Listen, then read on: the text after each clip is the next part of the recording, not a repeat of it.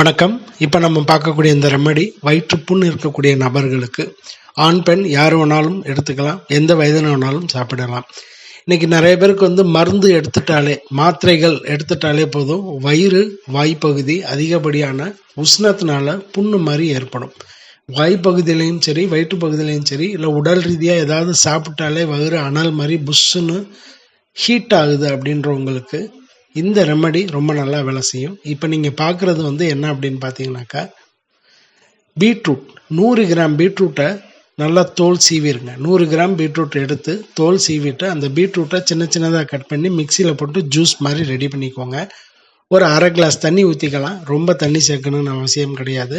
இந்த 100 கிராம் பீட்ரூட்டை ஜூஸ் மாதிரி ரெடி பண்ண பிறகு 3 டீஸ்பூன் அளவுக்கு தேன் கலந்து எடுத்துக்கணும்.